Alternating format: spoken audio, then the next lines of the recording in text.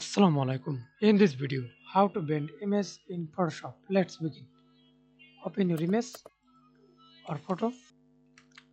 Okay, you can use without background remove or remove background as you wish. Okay, I use this body. Go to edit options, edit tab, click puppet warp and add your point you bent.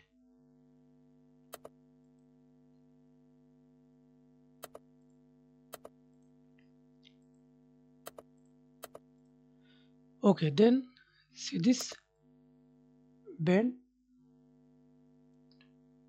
hand, bent, leg.